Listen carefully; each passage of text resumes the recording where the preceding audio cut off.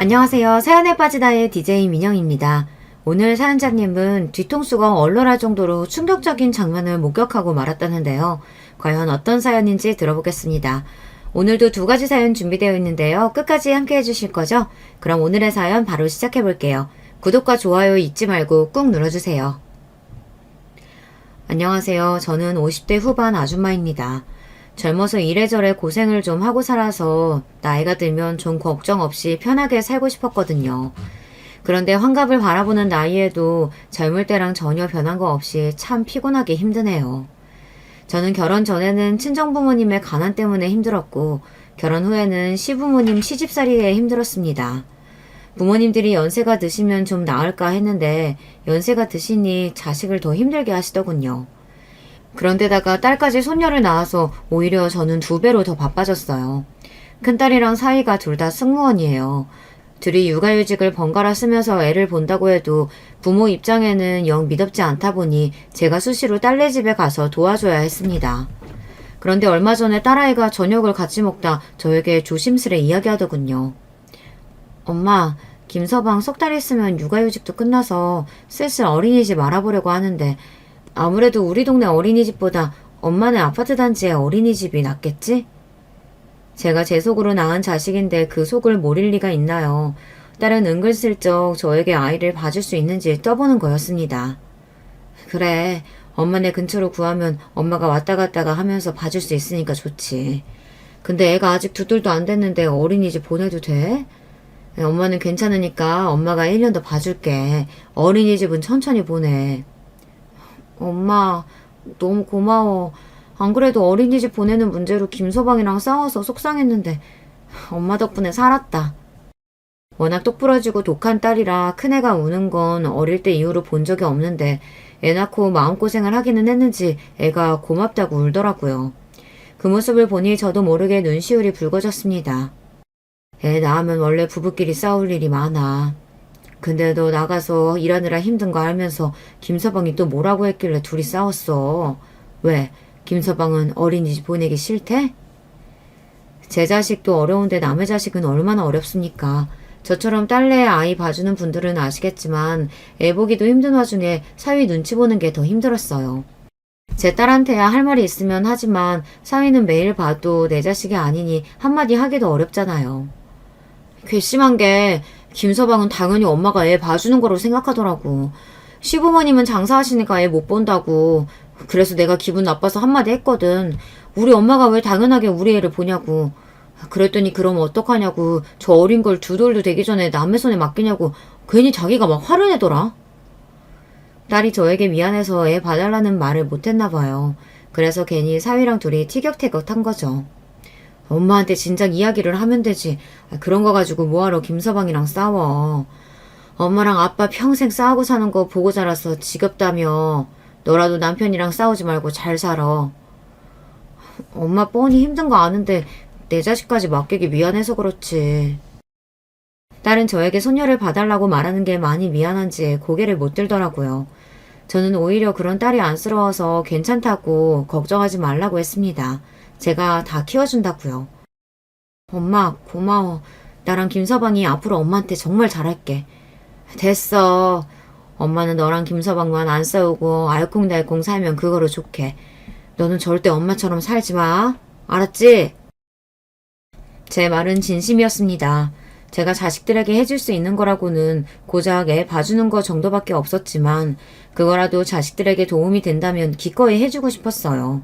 사실 큰딸이 저에겐 좀 아픈 손가락이에요. 큰애라 그런지 자기 속내를 솔직하게 이야기하지도 않고 힘든 일은 항상 본인이 떠안으려고 합니다. 그래서 저도 큰딸이 좀 어려워요. 결혼하기 전에는 더 그랬는데 그나마 아이 낳고 육아휴직 하면서 1년 동안 매일 붙어있다 보니 그래도 엄마인 제가 의지가 좀 되기는 하는지 딸도 저에게 힘들다고 말도 하고 사위 욕도 하고 하더라고요. 남들은 자식이 그러면 귀찮다고 하는데 저는 은근 기분이 좋았어요. 사실 큰딸이 소년 낳기 전에는 저와 사이가 썩 좋지 않았거든요. 둘째 딸이나 막내하고는 그렇지 않은데 이상하게 큰애랑 둘이 있으면 그렇게 싸웠어요. 첫애라 저도 못 모를 때 낳아서 키우느라 실수도 많이 하고 애를 고생시키기는 했지만 그래도 그렇지 애가 무뚝뚝해도 너무 무뚝뚝해요. 사춘기가 심하게 와서는 제가 가깝게 지내려고 노력해도 애가 자꾸 밀어내더라고요. 더군다나 제 속으로 낳은 자식인데도 저랑 뭐 하나 비슷한 게 없어요. 성격이나 취향, 취미, 심지어 식성까지 저보다 남편을 많이 닮았습니다. 저는 그냥 눈에 보이는 대로 너는 아빠를 많이 닮았다고 이야기한 건데 큰딸은 제가 말만 해도 과민하게 반응했습니다. 네 생일이라 오랜만에 나가서 외식 좀 하려고 했더니만 너는 어쩜 입맛까지 네 아빠를 닮아서 기껏 생일날 추어탕을 끓여달래. 제 속으로 나왔지만 참 희한해요. 저는 추어탕이니 청국장이니 냄새나는 음식은 입에도 안 되는데 애 셋 중에서 유독 큰딸만 그런 음식을 좋아해요. 애들이라면 환장하는 피자나 치킨보다 순댓국이니 국밥이니 이런 걸 덜 좋아했어요. 나가서 먹는 것도 별로 안 좋아하고요. 내 생일이라 먹고 싶은 거 있으면 말하라고 해서 말한 건데 기껏 말했더니 왜 또 아빠까지 끌어들이면서 뭐라고 해. 해주겠다는 거야 말겠다는 거야. 평상시엔 말도 없고 무뚝뚝한 애가 자기 아빠 이야기만 하면 유독 더 예민하게 굴었습니다. 심지어 제가 별뜻 없이 남편 이야기를 해도 듣고 싶어 하지 않았어요. 큰딸이 20살이 되자마자 독립해서 나가 살았어요. 중학교 때부터 자기는 대학 가면 무조건 나가 살 거라고 노래를 부르더니만 정말로 대학 입학하자마자 나가더라고요. 공부하느라 바빴을 텐데도 혼자 틈틈이 아르바이트해서 월세 보증금을 모아뒀더라고요. 솔직한 마음은 저나 남편이나 큰딸을 내보내고 싶지 않았지만 큰딸 마음이 워낙 강경해서 말릴 수가 없었어요.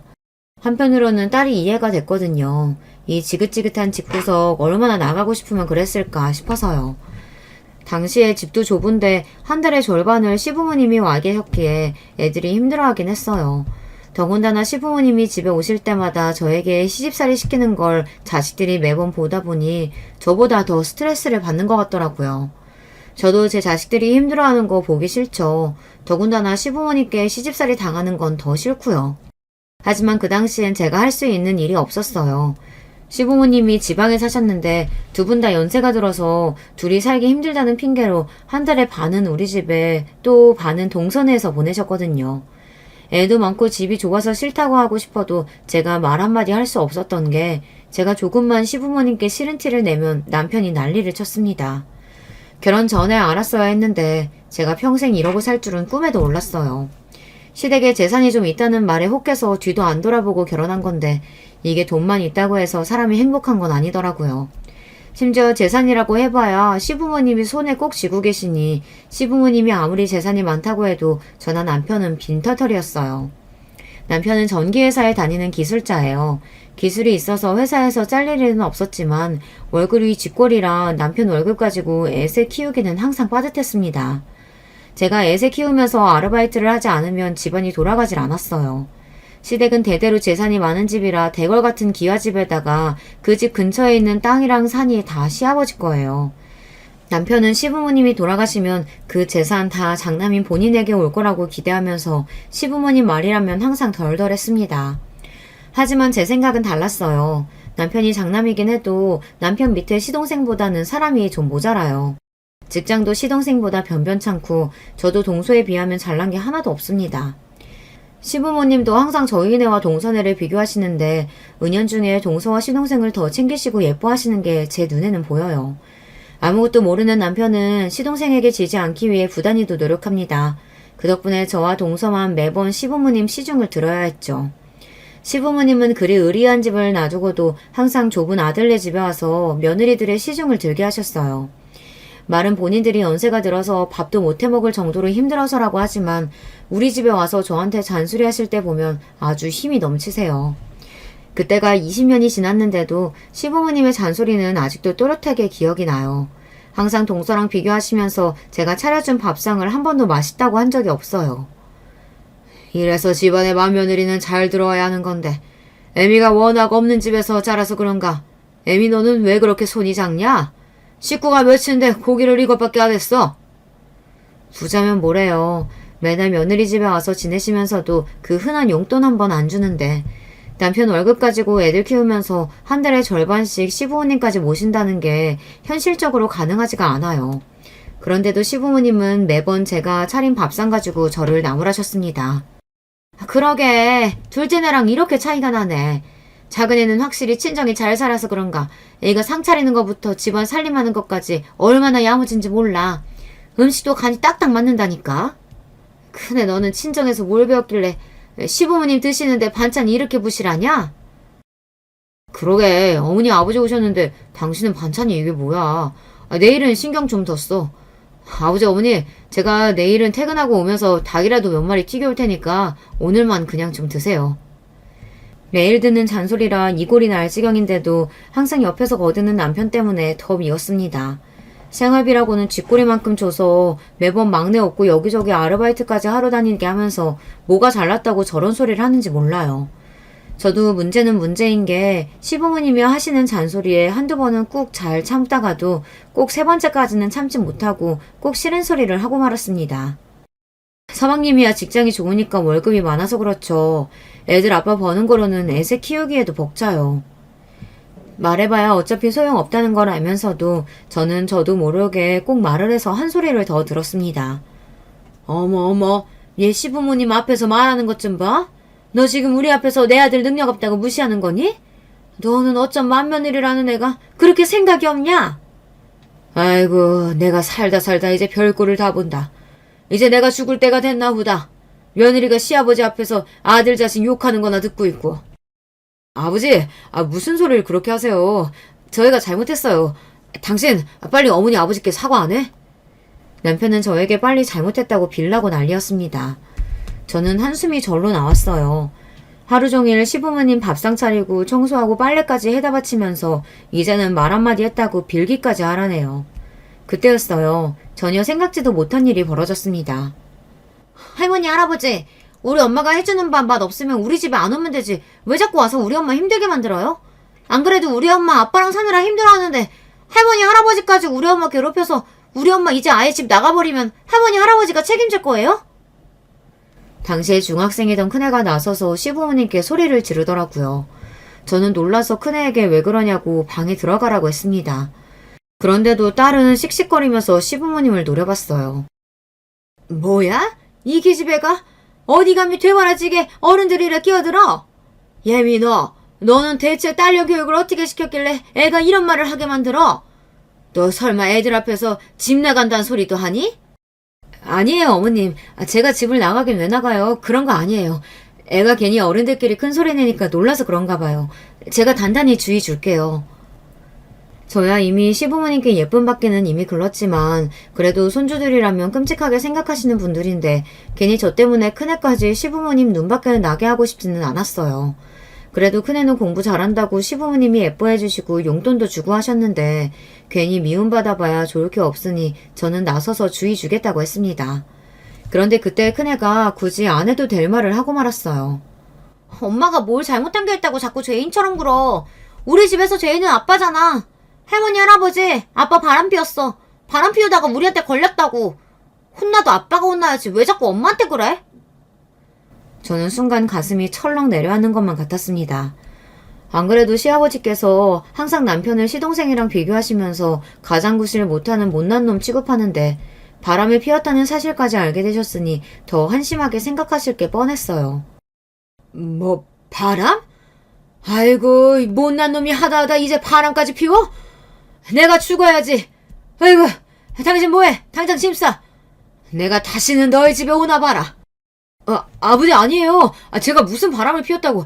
애가 괜히 뭘 몰라서 하는 소리예요. 시간도 늦었는데 그냥 주무시고 가세요. 됐다. 너는 나이만 처먹었지 어릴 때랑 달라진 게 하나도 없다. 우린 당장 둘째 내로 갈 테니까 얼른 택시 불러. 그날 밤 시부모님은 곧장 짐을 싸서 그대로 동선의 집으로 가버리셨습니다. 택시에 올라타면서 시어머니께서 저를 쏘아보시는데 손발이 다 저리더군요. 잘한다. 왜? 아예 동네방네 스피커에 대고 소리라도 지르지? 내 남편 바람났다고. 평소 같았으면 저도 안 그래도 동네 사람들이 다 안다고 바로 말대꾸를 했겠지만 그날은 그럴 힘도 없었어요. 제가 그때까지 힘겹게 참고 산 세월이 한순간에 와장창 무너지는 것 같더라고요. 더군다나 적반하장이라는 말에 딱 맞게 그날 저녁 남편이라는 인간은 본인이 저지른 일은 모르고 오히려 저와 큰애에게 소리를 질렀습니다. 잘한다 잘해. 어미라는 게 자식 입단속 하나 못 시켜서 이런 사단을 만들어. 이제 다시는 우리 집에 안 오신다는데 이러다가 아버지 재산 다 재영이 놈한테 가면 당신이 책임질 거야? 바람은 네가 피워놓고 내가 그걸 왜 책임져? 나도 모르겠으니까 쓸데없는 소리 하지 말고 들어가서 잠이나 자. 안 그래도 속 시끄러워서 죽겠는데 남편까지 자꾸 짜증나는 소리를 하니 머리가 터질 것만 같았습니다. 더군다나 문제는 거기서 끝이 아니었다는 거예요. 다음날 오후 동서에게 연락이 왔는데 저는 더 황당한 일을 겪었습니다. 오랜만에 전화를 건 동서가 제게 따지듯 말을 하는데 기가 막히더군요. 형님은 이번 주까지 아버님 어머님 모시기로 하셨으면 약속을 지키셨어야죠. 연락도 없이 그냥 가시라고 하면 어떡해요. 제가 어젯밤부터 얼마나 고생했는 줄 아세요? 물론 제가 동서였어도 연락도 없이 갑자기 시부모님이 들이닥쳤으니 화가 날 만합니다. 하지만 동서도 어제 우리 집에서 있었던 일을 이미 다 들었을 텐데 저에게 따지듯 이야기를 하니 기분이 좋지는 않더군요. 우리도 어제는 일이 많아서 내가 미처 동서한테 연락을 못했네. 미안해. 근데 동서도 어머님 아버님 성격 알잖아. 우리가 말린다고 안 가실 분들인가? 그러게 자식 단속을 하셨었어야죠. 애가 할머니 할아버지 앞에서 그런 소리까지 하게 하시면 어떡해요. 암튼 수정이 걔도 진짜 애가 참 독해요. 자기 아버지 바람 피웠다는 소리를 어떻게 표정 하나 안 변하고 그렇게 독하게 어른들 앞에서 한대요? 저를 무시하고 저를 함부로 대하는 건 상관없어요. 시댁에서 항상 제가 당하던 일이니까요. 하지만 제 자식까지 저랑 같은 취급을 하는 건 아무리 어리석은 저라도 참을 수가 없었습니다. 동서가 뭘 한다고 우리 수정이에 대해 떠들어? 우리 수정이가 얼마나 속상했으면 그랬겠어. 암튼 어머님 아버님 일은 미안하지만 어쩌겠어. 이제 우리 집은 안 오신다는데. 앞으로는 동서가 알아서 좀 해줘. 형님, 아주버님 바람 피웠다고 이제 시댁이고 뭐고 신경 안 쓰시는 거예요? 그러다가 아버님께서 아주버님한테 아무것도 안 물려주셔서 낙동강 오리알 되면 어쩌라고 그러세요? 동서는 원래도 본인이 대학도 나오고 친정이 좀 잘 산다고 제 앞에서 어지간히 잘난 척을 했었어요. 저야 대학 문턱 구경도 못했고 친정도 구질구질 하다 보니 의뢰에 기가 죽어 지금까지 동서 앞에서 제대로 말도 못했었지만 이제는 그게 다 무슨 소용인가 싶더라고요. 거지 같은 남편이랑 꾸역꾸역 참고 산 게 자식들 때문이었는데 자식들도 제가 참고 지질궁상으로 사는 건 싫다고 하니 저도 더는 참고 있을 필요가 없겠더라고요. 그깟 재산 좀 받겠다고 사람 개무시하는 시부모님 시중 들고 사느니 나는 그냥 재산 안 받고 마음 편하게 살래. 그게 낫겠어. 형님 진심이시죠? 괜히 나중에 저희가 시부모님 재산 다 물려받는다고 그때 가서 달라고 하시지나 마세요. 저는 진심이었습니다. 사실 생각해보니 제가 시부모님한테 백날 잘해봐야 시부모님이 저한테 재산을 주시겠어요. 당연히 남편한테 주겠죠. 남편이라는 인간 수중에 돈이 있어봐야 저한테 좋을 게 하나도 없는데 제가 고생해서 참고 살아봐야 좋을 거 하나 없겠더라고요.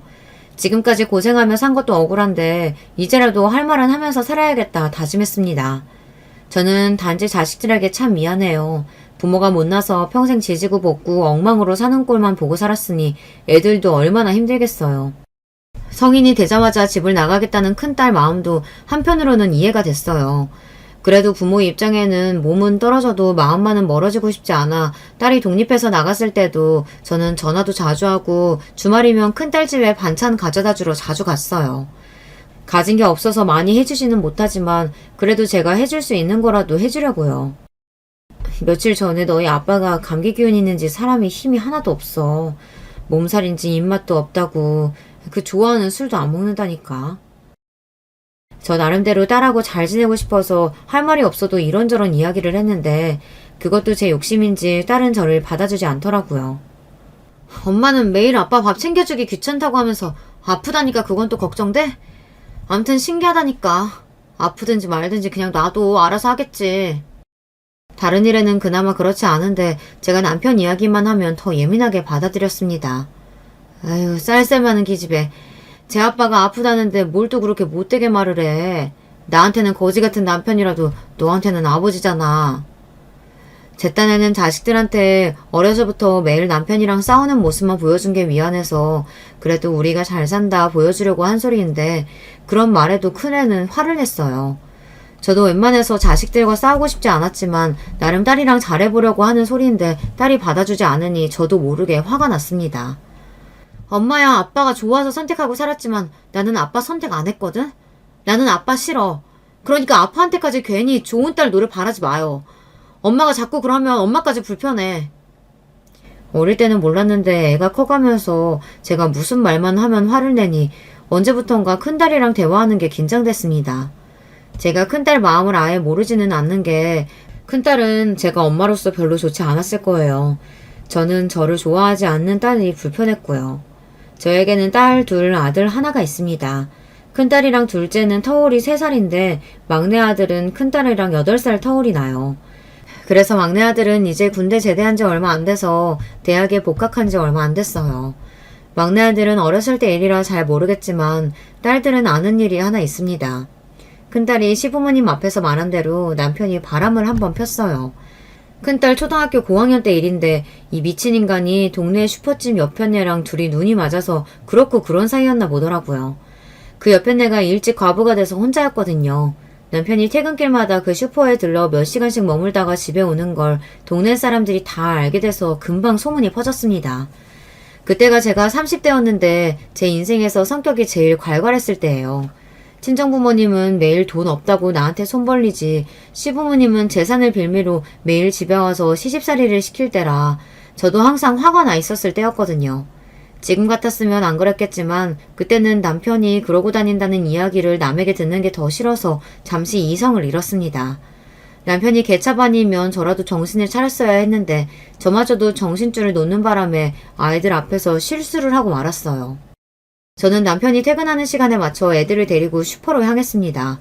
막내를 등에 업고 큰애랑 둘째를 양손에 잡고 슈퍼로 갔어요.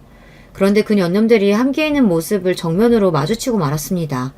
사실 저는 남편이 슈퍼로 들어가기 전 잡아서 끌고 올 생각이었는데 이 인간이 그날따라 일찍 슈퍼집 옆편네를 만나러 갔는지 옷을 입으면서 슈퍼집 안쪽 쪽방에서 기어나오고 있더라고요.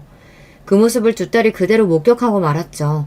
그 당시에는 자식이고 뭐고 보이지 않아 흥분한 저는 남편에게 달려들어 머리채를 잡았습니다. 이 미친 인간이 돌아도 단단히 돌았지.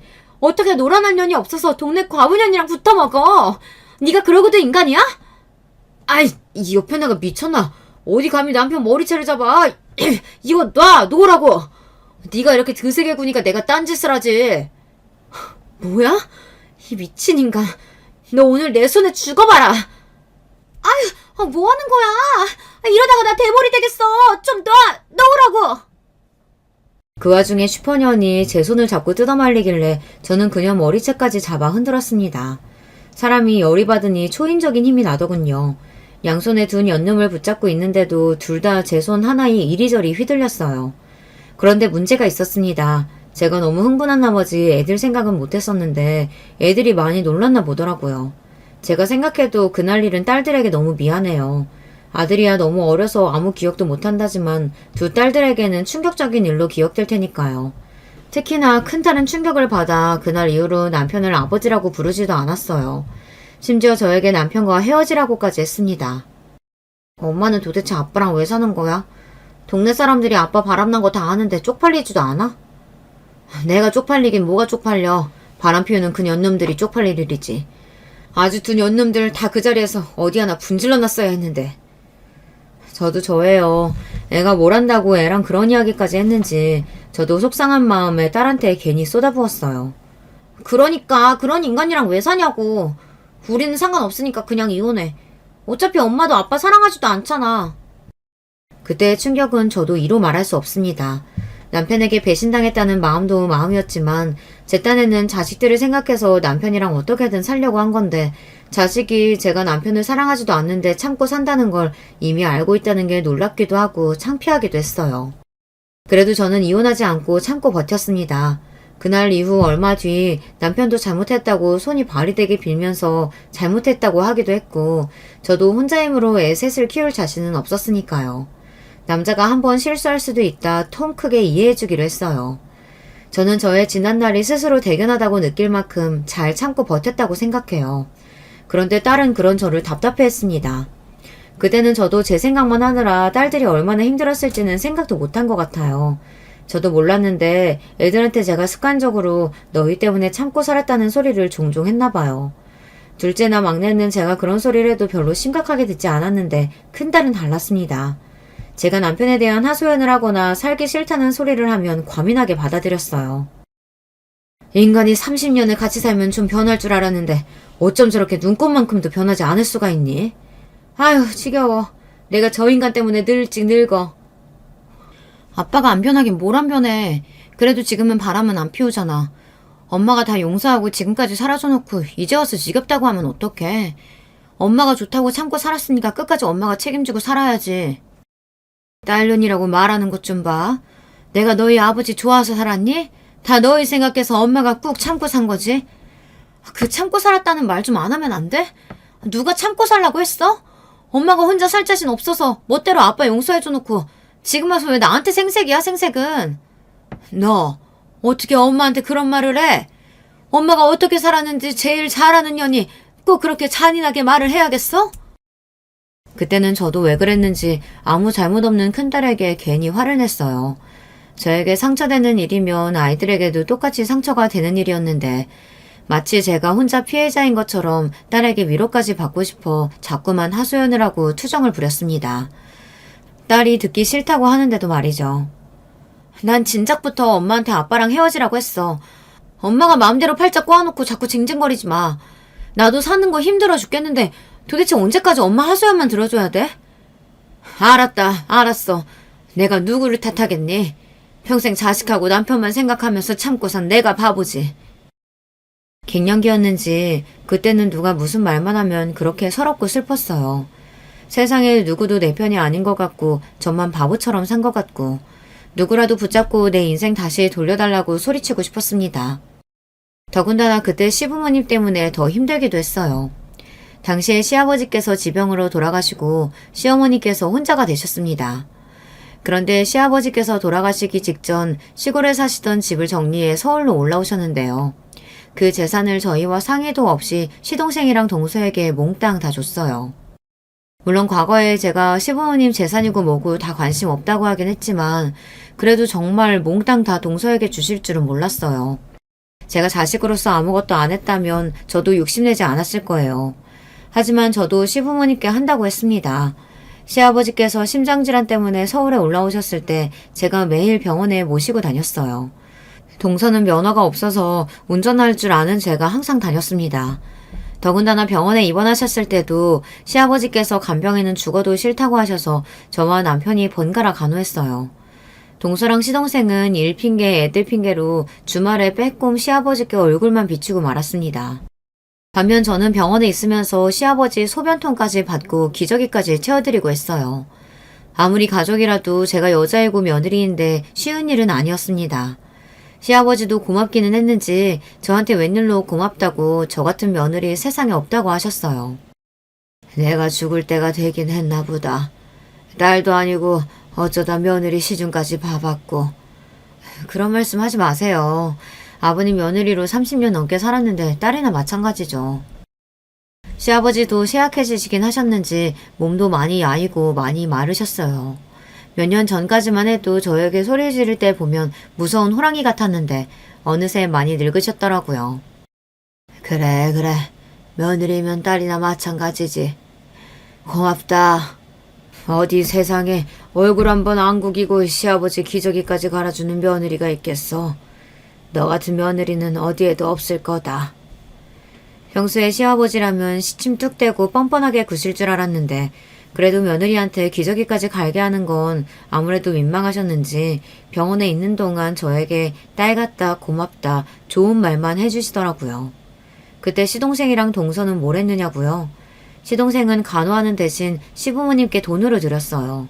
본인 일도 바쁘고 동서도 무릎이 안 좋아서 왔다 갔다 못한다고 돈 없는 저희에게 병원 일을 다 떠넘겼습니다. 그런 시동생이 얄미워 저는 남편에게 투덜거렸어요. 도대체 서방님이랑 동서는 뭘 하는 거냐고요. 어떻게 시아버지가 6개월 넘게 병원 신사를 지시는 동안 한 번도 들여다보지 않냐고 따졌어요. 그래도 이 인간이 웬일로 저에게 미안하긴 했는지 시동생이랑 동서를 만났을 때 한마디 하기는 하더라고요. 재영이 너는 아무리 바빠도 아버지 병원 계실 때 한번 들여다보긴 해야지. 어떻게 된 게 일 핑계만 대고 얼굴 한 번을 안 비추냐? 네가 안 되면 재수씨라도 보내든가 해야지. 나랑 네 형수랑 둘이 번갈아 가면서 병원에서 사느라 우리 집안 꼴 아주 엉망이야. 평소에는 시아버지 눈치 보느라 시동생한테 말 한마디도 못하더니만 몇 달 아들 노릇 좀 했다고 웬일로 어깨 펴고 말하더라고요. 그러면 뭐래요. 20년 넘게 대기업에 다닌 시동생을 멍청한 남편이 어떻게 말로 이기겠어요. 형이랑 형수 고생한 거 우리도 알지. 근데 형도 알잖아. 내가 요즘 회사에서 중요한 시기인 거. 올해 열심히 하면 내년엔 무조건 임원 다는 거라 나한테도 중요해. 형도 알잖아. 우리 집에 희망이라고 누가 있어. 나밖에 없잖아. 아버지 돌아가시기 전에 아들이 대기업 임원 소리 듣는 거 보시게 해야 할 거 아니야. 우리 집에 희망 어쩌고 하는 시동생의 소리에 남편은 금세 다시 풀이 죽었습니다. 뭐 그거야 그렇지. 너 임원 되면 아버지 오늘 내일 하시다가도 벌떡 일어나실 거야. 그럼 형. 나도 힘들다니까. 장남인 형이 잘 나가봐. 막내 내가 이렇게 열심히 직장 생활할 필요가 뭐가 있냐고. 그래. 내가 능력이 없어서 우리 막내가 고생이 많다. 에이, 형은 뭘 또 그렇게까지 말해. 각자 자기가 잘하는 거 하면서 사는 거지. 형수, 죄송해요. 아버지 간호하느라 많이 고생하셨죠? 근데 형수도 참 대단해요. 애들 엄마는 워낙 마음이 어리고 몸이 약해서 아버지 병간호는 죽어도 못하겠다는데 형수는 어떻게 몇 달을 하셨어요? 감사해요. 아버님이 죽어도 간병인은 싫다고 하시는데 뭐 방법이 있나요? 할 수 있는 사람이 해야죠. 시동생의 여우 같은 말솜씨에 금세 저나 남편이나 다 말려들었어요. 저도 마음 같아서는 하고 싶은 말이 많았지만 말해봐야 뭐 하겠어요. 무슨 말을 해도 시동생 말솜씨를 이길 수가 없을 텐데요. 더군다나 돈 없으면 몸으로라도 때워야지 어쩌겠어요. 저나 남편이나 둘 다 능력이 없으니 할 수 없는 노릇이었죠. 거기다가 남편은 한편으로 우리가 바로 곁에서 수발을 다 들었는데 설마 시아버지께서 그냥 입 싹 닫겠냐고 끝까지 기대했어요. 그런데 저희에게 떨어진 콩고물은 하나도 없었습니다. 이유는 간단했어요. 동서가 미리 선수를 쳤더라고요. 아버님 돌아가시면 어머님은 저희가 모실게요. 걱정하지 마세요. 몰랐는데 저나 남편이 병원에서 시아버지 병간호를 하고 있을 때 동서는 매일 시어머니를 모시고 여기저기 놀러다니며 시어머니에게 점수를 따고 있었더라고요. 그러면서 시아버지가 돌아가시면 본인들이 시어머니를 모실 테니 걱정하지 말라고 했답니다. 그랬으니 시어머니는 동서에게 홀라당 넘어가서 시아버지에게 집을 판 재산을 다 둘째네에게 주라고 하신 거예요.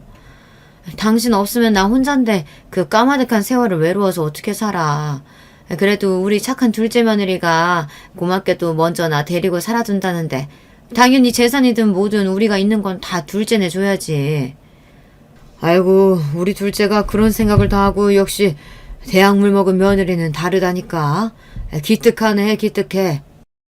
시아버지께서 돌아가시고 나서 동서가 시어머니를 모신다는 조건으로 시아버지는 시동생에게 그 으리으리한 기와집을 판 재산을 몽땅 다 증여해 주셨어요. 저와 남편은 당연히 서운했죠. 하지만 동서가 시어머니를 평생 모시겠다는데 제가 무슨 할 말이 있나 싶어서 억울해도 그러려니 했습니다. 사실 동서도 대단한 게 돈이 아무리 좋아도 시어머니 성격이 보통이 아닌데 앞으로 평생을 어떻게 모시겠다는 건지 모르겠어요. 지금까지 시어머니 시집살이 하는 것도 힘들어서 매일 툴툴거리던 사람이 앞으로 남은 세월을 어떻게 감당하려고 하나 싶었죠. 세월에 장사 없다더니 시어머니도 늙기는 늙더라고요. 사실 다른 사람은 다 변해도 저희 시어머니는 절대 안 변할 줄 알았어요. 워낙 꼬장꼬장 하셨어야 말이죠. 70이 넘어도 80이 넘어도 항상 저만 보면 날카롭게 구시고 잔소리를 하시니 우리 시어머니는 90이 넘어도 똑같겠다 했습니다. 그런데 시아버지께서 돌아가시고 나서부터는 시어머니께서 확연히 달라지셨어요. 동선에 들어가시고 나선 특히나 더 다른 사람 같았죠. 사실 시어머니 성격이 보통이 아니다 보니 동서도 처음 시어머니를 모시기 시작했을 때는 저만 보면 힘들다고 투덜거렸어요. 시아버지가 돌아가시고 나서 처음으로 맞이하는 시어머니 생신이라 가족들이 다들 모여서 조촐하게 생일 파티를 한 날이었어요. 오랜만에 애들까지 다 모이니 시어머니께서도 기분이 좋으신지 노래도 부르고 춤까지 추시더라고요. 그 모습을 다들 흐뭇하게 바라보고 있는데 동서 표정이 안 좋더군요. 저는 그럴 줄 알았다 싶다가도 어쩐지 동서한테 마음이 쓰여 슬쩍 동서 곁으로 다가갔어요. 그랬더니 동서가 기다렸다는 듯 제 옆에 착 붙어 그동안 마음에 남아놨던 이야기를 하더라고요. 원래 나이 들면 잠을 안 자는 거예요? 저 어머님 때문에 정말 미쳐버리겠어요. 새벽 1시만 되면 일어나서 거실이고 화장실이고 자꾸만 왔다 갔다 하시는데 진짜 돌아버리겠다니까요. 애들도 아침 일찍 출근해야 되는데 할머니가 새벽마다 돌아다니는 통에 자꾸 새벽에 깬다고 투덜거려요. 우리 친정엄마도 그랬어. 연세 드시면 자꾸 초저녁에 주무시고 새벽에 깨시더라. 잠이 안 오니까 계속 돌아다니고. 그러니까요. 초저녁에 자꾸 주무시려고 해도 못 주무시게 하는데도 제 말을 안 들어요. 저녁 차리면 졸려서 대충 드시고 한참 주무시고는 새벽에 배고프다고 자꾸 일어나서 냉장고 뒤진다니까요. 동서가 얼굴까지 붉어져서 말을 토해내는데 저는 처음엔 마냥 웃겼어요. 그러게 무슨 자신감으로 시어머니와 살겠다고 했냐고 했습니다. 어쩌겠어. 동서가 어머니 끝까지 책임진다고 했으니까 무슨 일이 있어도 참고 살아야지. 형님, 제가 고생한다니까 은근 기분 좋으신가 봐요? 동서는 제 말에 원망스럽다는 듯이 눈을 흘겼습니다. 아휴, 왜 괜히 나한테 시비야. 동서가 자신 있다고 그 많은 재산 다 가져갔으면 당연히 참고 살아야지. 그럼 어떡해.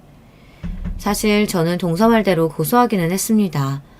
우리 어머니가 보통 성격도 아니고 모시고 사는데 쉬운 줄 알았어? 몰라요. 저는 형님이 제 마음 알아주실 줄 알고 이야기한 건데 아무튼 내 마음 아무도 모른다니까. 동서는 서운하다는 듯 콧방귀를 뀌고는 주방으로 들어가 버렸어요. 그 뒷모습을 보는데 동서가 어머니를 모시고 사는 게 힘들기는 힘든지 살이 많이 빠지기는 했더라고요. 그 후 1, 2년 동안도 시어머니랑 사는 게 힘들다고 매일 우는 소리를 하더니만 그래도 점차 참을만 한지 얼마 전부터는 별말 없었어요. 저는 이상해서 동서에게 물었습니다. 전에는 만날 때마다 어머니 때문에 힘들다고 우는 소리 하더니만 오늘은 조용하네. 안 그래도 어머니가 자꾸 잠을 안 주무시길래 낮에 문화센터도 모셔다 드리고 수영장도 다니고 했더니 전보다 피곤하신지 좀 주무시더라고요.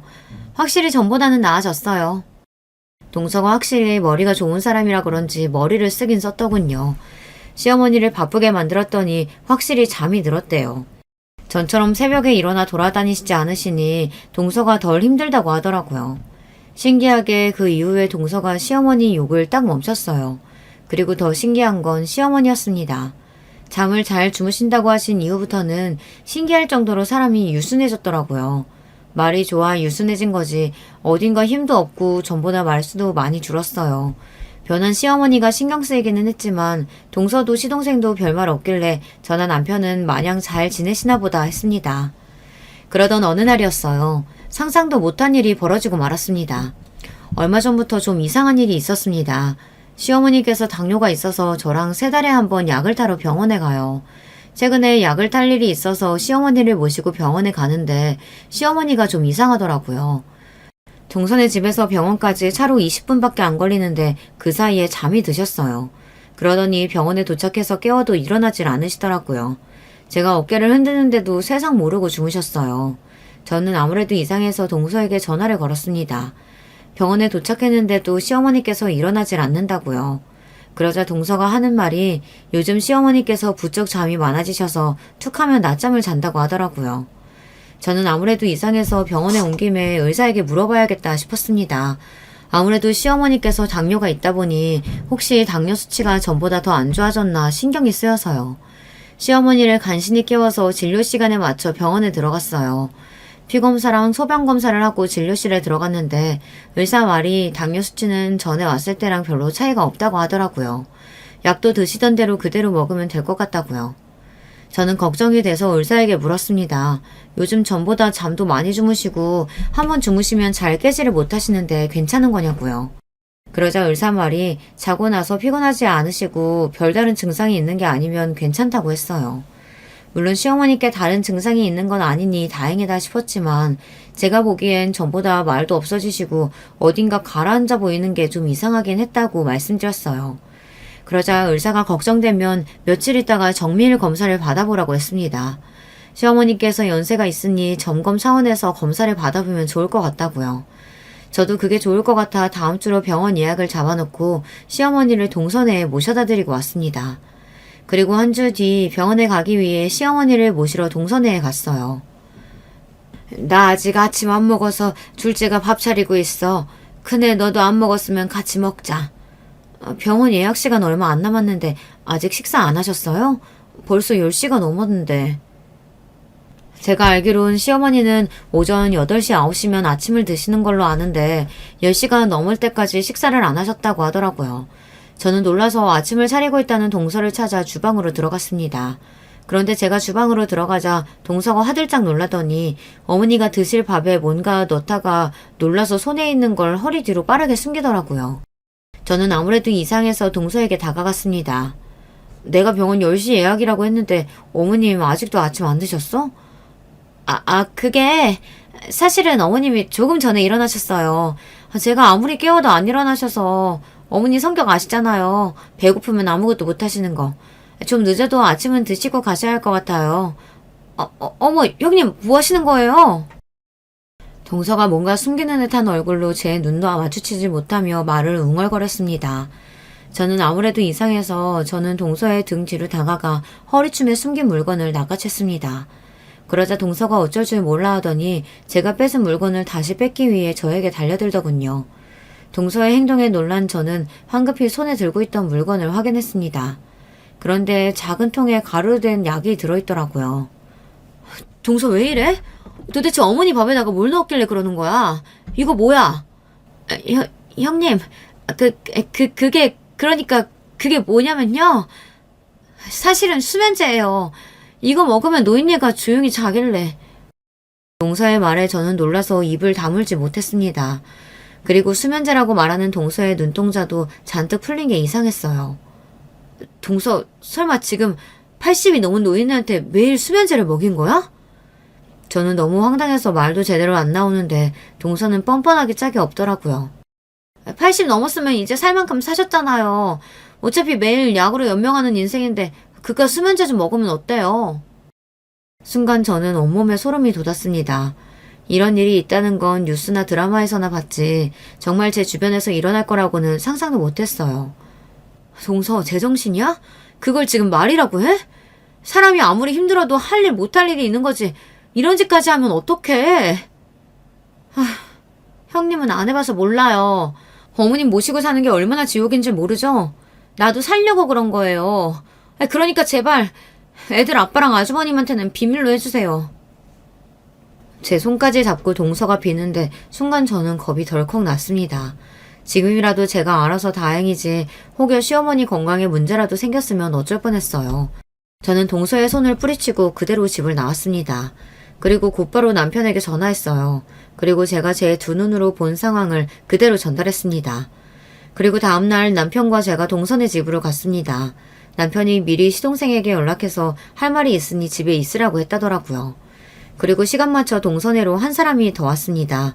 바로 시아버지 담당 변호사였어요.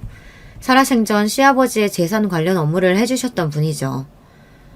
둘째 며느님께서 저는 어머니를 부양할 수 있는 상황이 아니라는 사실이 명확하기에 지금 현 시간부로 어머님은 큰아드님 댁으로 모시겠습니다.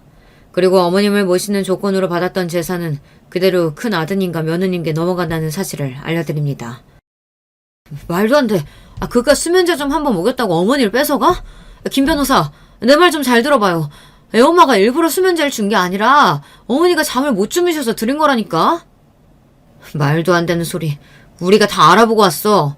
그 수면제 재수씨가 정신과에서 처방받은 거라던데 본인이 처방받은 수면제를 연세도 많은 분한테 그것도 수시로 먹이면 어쩌자는 건데? 지금 당장 어머님 모시고 가서 검사할 거야. 갑자기 이렇게 말도 어눌해주시고 자꾸 맥을 못 추고 주무시는 게 수면제 부작용이래. 시어머니의 신변이 걸린 일이다 보니 변호사가 병원 측에 요청해서 수면제를 어떻게 처방받았는지 알아왔어요.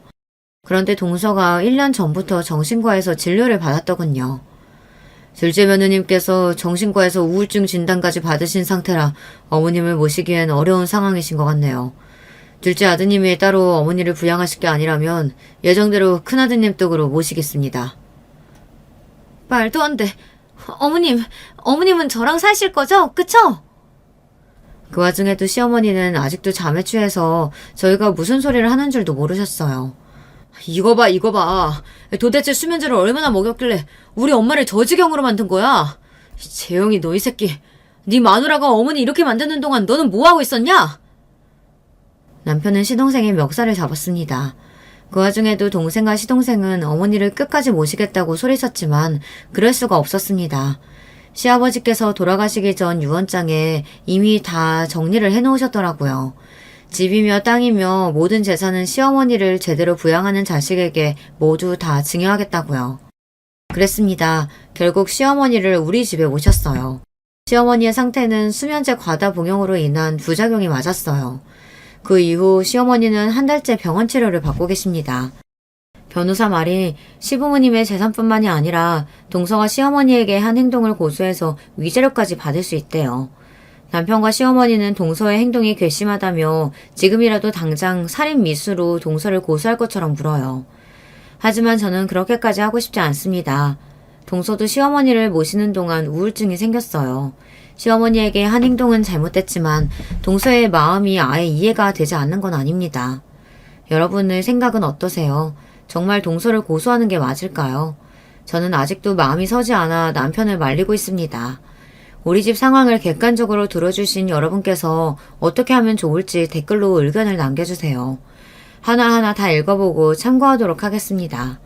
저도 갑자기 시어머니를 모시게 돼서 마음이 싱숭생숭하지만 여러분의 가정에는 항상 행복한 일만 가득하시길 바라겠습니다. 지금까지 저의 이야기 들어주셔서 감사해요. 안녕하세요. 저는 50대 중반의 여성입니다. 저의 남편은 10년 전에 세상을 떠났습니다. 그리고 저는 남편과의 사이에서 낳은 아들 하나를 키우면서 살고 있습니다. 그 아들이 올해 말에 결혼을 합니다. 이제 아들도 결혼을 시킬 때가 되었고 저도 남편에게 해묵은 감정을 털어버리고 싶어서 이렇게 사연을 보내게 되었습니다. 제가 남편을 왜 미워하게 되었는지 그리고 하나뿐인 아들을 어떻게 애지중지하면서 키우게 되었는지 그 내용이 궁금하지 않으신가요? 그렇다면 오늘 제 사연 끝까지 잘 들어주시길 바랄게요. 저는 가난한 시골의 농부의 딸로 태어났습니다. 제 위로 오빠가 하나 있고 밑으로는 남동생이 있었습니다. 저희 부모님은 매일 하루 종일 고된 농사일을 하시면서도 저희 오빠에게 장남으로서의 기대를 걸고 공부를 열심히 시키셨고 좋은 대학에 가라고 강력하게 권하셨습니다. 오빠는 고등학교 때까지는 부모님의 기대에 조금 부응을 하는 척했는데 서울에 있는 대학에 들어가자마자 학생운동에 뛰어들어 부모님의 기대를 저버렸습니다. 오빠는 서울에 있는 대학교를 다니다가 1년도 채 되지 않아 학생운동에 뛰어들어 시위대회 앞장을 섰습니다. 그러니 어떻게 되었겠어요? 80년대에는 학생운동에 관련되기만 해도 경찰서에 쥐도 새도 모르게 잡혀가잖아요. 그 후로도 오빠는 밥 먹듯이 경찰서에 드나들기 시작했습니다. 그런 오빠에게 아버지는 천하의 불효자식이라고 화를 내시고는 등을 돌리셨습니다. 그런 놈은 내 아들이 아니야. 이제 난 아들 하나뿐인 거야. 당신도 그 놈은 잊어버리고 막내한테나 신경 써. 그러나 어머니는 오빠를 참아 버리겠다는 말을 하실 수는 없었어요. 어머니에게는 눈물로 키운 장남이었던 거지요. 그래서 오빠가 구치소에 들어가 있는 동안 매주 일요일마다 오빠를 면회하러 다녀오셨습니다. 그래도 그 애를 버릴 수는 없어요. 지금은 제정신이 아니라서 저러고 다니지만 정신만 차리면 제대로 된 생활을 하게 될 거예요. 난 그 애를 버릴 수는 없어요. 제 아버지는 그런 오빠와 어머니에게 실망하셨고 그 후부터는 제 막내 동생에게 집착하기 시작하셨죠. 아버지는 막내가 오빠보다 더 좋은 대학에 가길 원했지만 그 애는 오빠보다 머리가 좋지는 않아서 그런지 그러지 못했습니다. 막내 동생은 부모님의 강압에 못 이겨 나름대로 열심히 공부를 하긴 했지만 겨우 지방에 있는 국립대학교를 간당간당한 성적으로 졸업했습니다. 그리고는 적당한 기업체에 들어갔습니다. 그러나 오빠와 남동생 사이에 있는 저한테는 아버지도 어머니도 그 누구도 신경 써주지 않았습니다. 딸이라는 이유로 저는 어릴 적부터 혼자서 모든 일을 해결해왔고 부모님의 도움 없이 고등학교까지 무사히 나왔습니다. 그런데 대학을 가려고 준비 중이었던 저에게 아버지는 청천벽력 같은 말씀을 하시는 것이었습니다. 기집애가 대학 나와서 못해다 써. 너는 어디 공장이라도 들어가. 그래서 네 오빠 등록금이나 벌어다 주고 적당한 나이가 되면 시집갈 생각이나 해라. 저희 부모님은 옛날 분들이라서 여자가 공부해봤자 말만 안 듣지 아무 쓸모가 없다고 하시면서 제가 대학 가는 걸 반대하셨습니다. 저는 여자라는 이유로 대학을 못 가게 하는 아버지에게 서운하고 억울해서 대들었지만 아버지는 눈 한 번 깜빡하지 않으셨습니다. 아버지, 저도 대학에 가고 싶어요. 오빠랑 동생한테는 다 등록금 대주고 할 거면서 왜 나만 차별해요? 제가 딸이라서 공부할 필요조차 없다는 건 너무하잖아요. 다 같은 자식인데 왜 저만 대학 못 가고 공장에 들어가야 되는 거예요? 시끄럽다. 너는 기집애고 시집 가면 끝이잖아. 시집 귀신이 될 애한테 무슨 등록금을 써? 자식 새끼 대학 보내는데 돈이 한두 푼 드는 줄 알아? 아버지는 딸내미 대학 보낼 돈은 없어. 그러니까 얌전히 돈이나 벌다가 시집 가. 알았어? 결국 저는 아버지의 강압에 못 이겨 옷을 만드는 공장에 취직을 하게 되었고, 대구에 있었던 그 공장의 기숙사에서 숙식을 해결하면서 하루에 10시간 이상을 일하게 되었습니다.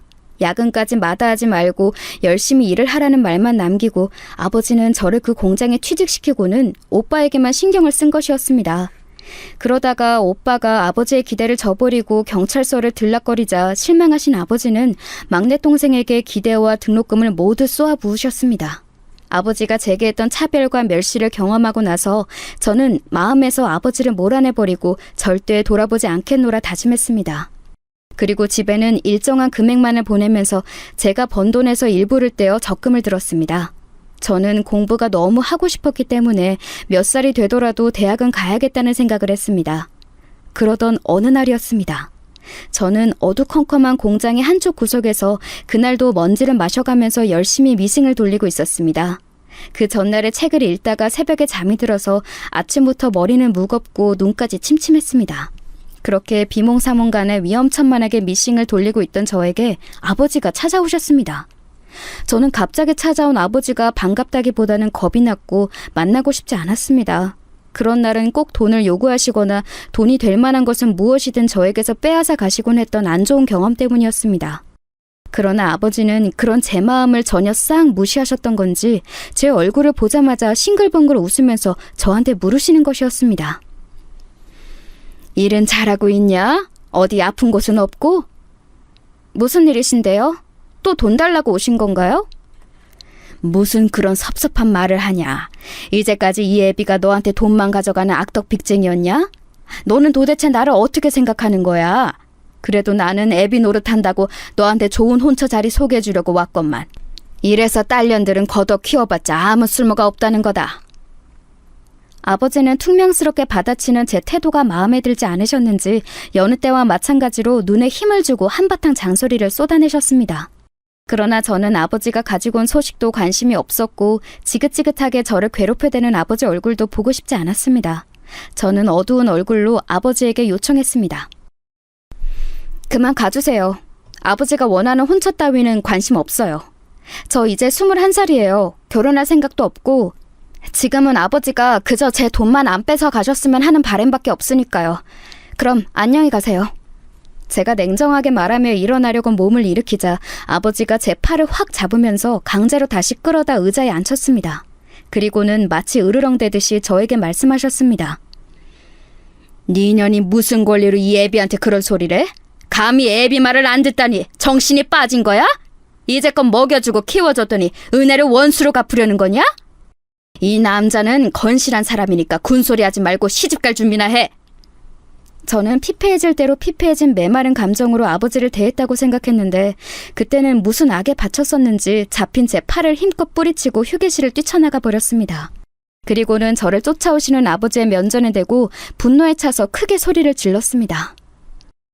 아버지가 무슨 권리로 저한테 시집가는 것을 강요하세요? 그럴 권리가 아버지에게는 없어요. 가세요. 그리고 저 다시는 찾아오지 마세요. 저년이 너 거기에 안 서? 잡히면 죽여버릴 줄 알아, 이 배은망덕한 년아! 아버지는 마치 지옥에서 온 저승사자처럼 저희 뒤를 쫓아 달리셨습니다. 저는 덜덜 떨면서 아버지를 피해 공장을 뛰쳐나왔습니다. 그리고 사거리에서 택시를 타고 바로 시외버스 터미널로 가서 가지고 있던 돈을 탈탈 털어 서울로 도망쳤습니다. 그렇게 저희 서울 생활은 시작되었던 것이었습니다.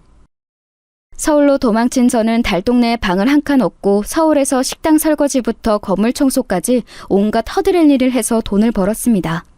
혼자 살면서 고등학교밖에 안 나온 여자가 할 수 있는 일은 그리 많지 않았기에 저는 닥치는 대로 뭐라도 해서 악착같이 돈을 모았습니다. 그러다가 가라오케 주점을 운영하던 그 여자를 만났습니다. 처음에는 그 가라오케 주점을 청소하는 일을 했었던 저는 그녀를 언니라고 부르며 잘 따랐고 그 여자도 가난한 저에게 공짜 밥과 지낼 잠자리를 주었습니다. 자기는 왜 이렇게 악착같이 일을 하니? 젊으면 다시 안 돌아와. 젊을 때 놀아봐야 하는데 여기서 일해볼래? 청소 말고 내가 여기 맡아서 관리해줄 사람 찾고 있는데. 제가 여기서 일해도 될까요? 그런데 전 노래도 못하고 술 따르는 여자가 될 생각은 없어요. 그때는 가라오케 주점에 술 따르는 여자들이 있어서 남자들이 단체로 회사에서 회식이라도 오면 같이 노래 불러주며 분위기도 띄우고 2차도 나가는 여자들이 많았습니다. 그런 여자들은 남자들과 나가면 대부분 불륜이나 몸을 파는 일을 한다고 알고 있었기 때문에 저는 아무리 돈이 궁해도 그런 일은 하고 싶지 않았습니다. 그 이야기를 하자 그 여자는 입맛을 다시더니 제 촌티나는 옷차림을 보고 한숨을 푹 쉬었습니다. 아휴, 그래. 자기는 그런 일 하기엔 조금 촌티는 난다. 몸매 잘 빠지고 키도 큰 것도 아니니까 이 가게 맡아서 경영하고 한 달에 한 번씩 나 만나서 보고만 해주면 돼. 자기 마음대로 경영하고 매달 입금만 잘해주면 난 상관없어. 어때? 해볼래? 예, 그렇다면 할게요. 저는 너무 감사하죠. 저는 사장님의 솔깃한 제안에 기쁘게 그러겠다고 했습니다. 그도 그럴 것이 다른 곳에서 일을 안 해도 거의 제가 뛰던 서너 군데 알바비와 같은 월급을 받을 수 있었고 숙식도 제공이 된다고 하니 얼마나 좋은 조건인가요? 아무리 달동네 방 한 칸이어도 보증금과 다달이 들어가는 월세는 아낄수록 좋잖아요. 저는 방 보증금을 빼서 도로 제 통장에 넣고 주점에 딸린 방으로 이사를 들어왔습니다.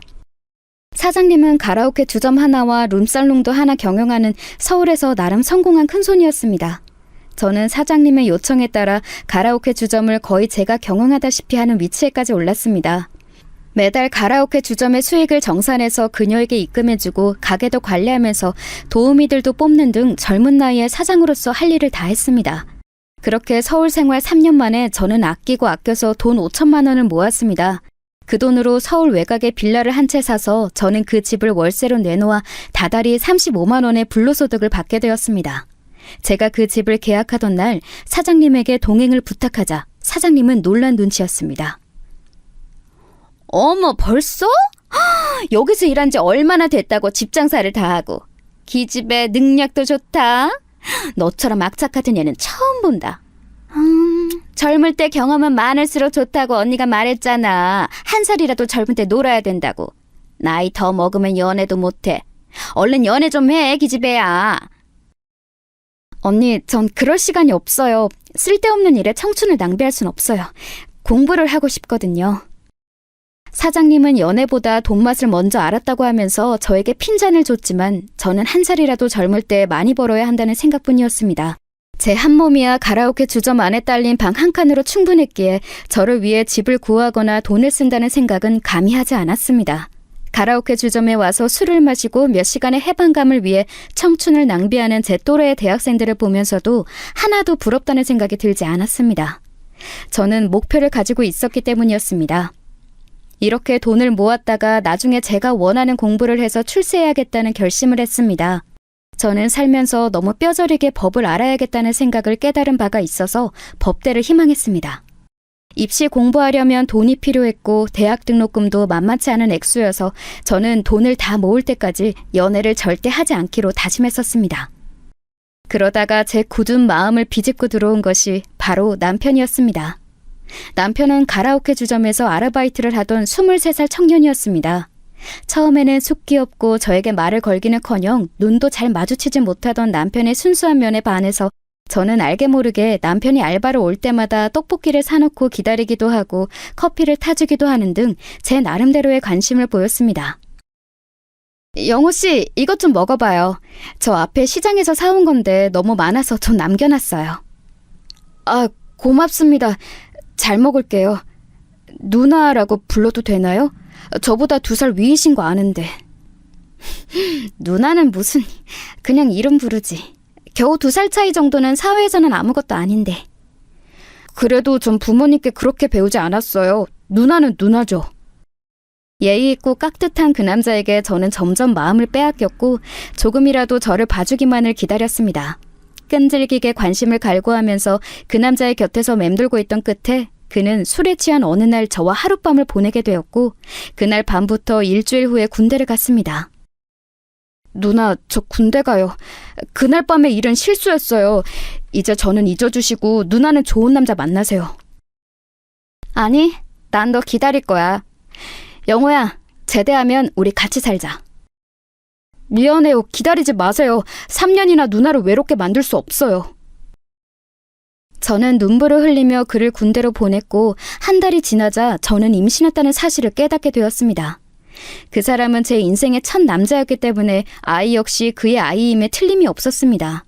저는 사랑하는 남자의 아이를 가졌기 때문에 후회도 없었고 기쁜 마음뿐이었습니다. 당장 군대에 있는 그 사람에게 편지를 썼습니다. 영호야, 잘 지내고 있지? 그날 밤의 결실로 내 뱃속에 아이가 생겼어. 아직 너 제대하려면 2년 반이나 남았지만 난 너만 기다릴 테니까 제대하면 우리 결혼하자. 대충 이런 내용의 편지를 그리움을 담아 길게 썼던 기억이 나네요. 하지만 영호 씨로부터 답장은 오지 않았고 그 사이에 저는 아기를 낳아 기르며 그 사람을 기다리고 있었습니다. 그러나 3년이 지난 후 영호 씨는 제대를 하고도 제 앞에 나타나지 않았습니다. 저는 가라오케 주점 일도 제쳐둔 채 그 사람을 찾아 돌아다녔습니다.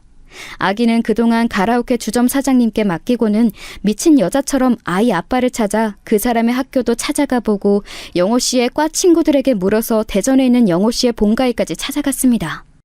사전에 약속도 없이 모르는 여자가 아들을 찾자 그의 부모님은 적잖게 놀란 눈치였습니다. 당황한 그의 아버지가 저에게 물었습니다. 아가씨는 누군가? 누군데 영호를 찾아? 저는 서울에 있을 때 영호 씨와 사귀던 여자예요. 영호 씨가 군대 가기 전에 저와 하룻밤을 보냈고 그 사이에 아기가 있습니다. 아들이에요. 아니, 우리 애가 그럴 애가 아닌데 아가씨가 잘못한 거 아니에요? 내가 아가씨 말을 어떻게 믿어? 설령 아가씨가 애를 낳았더라도 그 애가 우리 영호 애기라고 내가 어떻게 믿겠어? 우리 영호 행실 바른 아이야. 그러니까 영호 찾을 생각하지 마요. 그의 어머니가 단호하게 말씀하셨습니다. 저는 이렇게 꺼내고 싶진 않았지만 가지고 다니던 우리 아들의 사진을 꺼내 그의 부모님께 보여주었습니다. 그 사진을 본 부모님은 기가 막히셨는지 말문이 턱 막혀버리신 듯 했습니다. 그도 그럴 것이 제 아들과 영호 씨는 누가 봐도 딱 부자지간이라 말할 수 있을 정도로 똑 닮았거든요. 이건 내가 뭐라고 할 수가 없겠네. 우리 영호 어릴 적 사진이랑 너무 똑같아. 그런데 아가씨 어떡하지? 우리 영호는 지금 집에 없는데. 그의 어머니의 말은 제게 청천벽력 같은 충격이었습니다. 저는 이 말도 안 되는 소식에 다리 힘이 풀려 그 자리에 스르르 주저앉았습니다. 어디로 갔나요? 저 영호 씨 꼭 만나야 돼요. 제대하면 만나기로 약속했단 말이에요. 그 사람 어디 갔어요? 제 눈에서 하염없이 눈물이 흘러나왔습니다. 그런 저의 초췌한 모습을 보던 영호 씨의 아버지는 측은한 마음을 느껴서인지 제 거취를 물어보셨습니다. 우리 영호 중국으로 유학 갔어. 2년 후에나 돌아올 텐데 그동안 지낼 곳은 있나? 학생도 아닌 것 같고 나이도 지긋한 처자 같은데 설마 집도 없겠어요? 설마 당신 이 여자 같이 끼고 살 생각은 아니겠죠? 아니 그래도 우리 손주 낳은 애잖아. 인도적으로도 우리가 거둬야지. 우리 영호 핏줄이면 우리 핏줄인데. 아버님 정말 그렇게 해도 될까요? 저는 부모님도 없고 이 세상에 오직 저 혼자뿐이거든요. 의지할 수 있는 어른이 필요해요. 우리 아기를 위해서도 할아버지 할머니의 애정이 필요하고요. 제가 여기 들어와서 살아도 될까요? 저는 최대한 불쌍한 척을 해야 했기에 멀쩡히 살아있는 부모님을 없다고 속이고 저를 고아로 만들었습니다. 지금에서는 그 말을 후회하지만 그때는 다른 방법이 없어 보였습니다. 제 부모님은 제가 서울로 도망친 후 한 번도 내려가지도 않고 두 분도 저를 찾지 않았으니 이미 죽은 사람들이나 다름없었고 저는 그만큼 절박한 상황이었으니까요. 결국 영호 씨의 부모님은 저에게 대전의 본가로 내려오라고 하셨고 영호 씨가 쓰던 방을 제가 살 수 있도록 내주셨습니다. 저는 그 길로 서울로 올라가 가라오케 주점 사장님과 눈물의 이별을 했습니다. 아유, 너 없으면 이 가라오케 좀 관리는 어떻게 하니? 너만큼 일을 잘하는 애를 찾기는 힘들 것 같은데. 그리고 영호라는 그놈 나는 별로인 것 같던데. 네가 정말 믿을 수 있는 놈이야? 언니, 저 영호 씨 사랑해요. 그 사람 마음이라도 잡으려면 그 사람 가족 곁에 있어야 해요. 갑자기 그만두게 되어서 죄송해요. 하지만 저 이번 기회를 놓칠 수 없어요. 서울에 있던 빌라를 제외한 모든 재산을 팔아서 통장에 넣어놓고 저는 얼마 안 되는 짐을 가지고 아기와 함께 영호 씨의 집으로 들어갔습니다. 그의 아버지는 저와 제 아들에게 잘해주셨지만 어머니는 저를 탐탁지 않은 눈으로 보시면서 틈만 나면 구박하시기 바빴습니다. 영호 씨가 돌아올 때까지 저는 그 집의 가정부처럼 일하는 며느리 역할이었습니다. 예, 국 맛이 이게 뭐니? 너 밥 해본 적 없어? 너무 짜고 시잖아.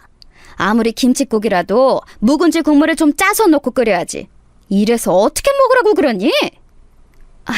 네, 죄송해요, 어머니. 다시 끓일게요. 어머니 손맛 저한테 좀 가르쳐 주세요. 네?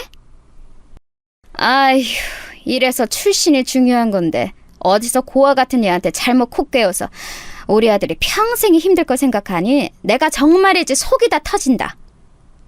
할머니, 우리 엄마한테 왜 그래요? 우리 엄마가 뭐를 잘못했다고? 아휴, 며느리가 예쁘면 손주도 예쁜 거지. 그런데 네 엄마는 할머니 말을 그렇게 안 들으니 이 할미가 네 엄마를 예뻐할 수가 있겠니? 너도 조심해. 손주라고 모든 게 용서되는 건 아니란다. 알겠니? 이 집에선 이 할미 말 안 들으면 내쫓아버릴 수도 있어. 이제 4살이 된 아들은 제가 어머니께 야단을 맞을 때마다 저에게 방패가 되어주었습니다.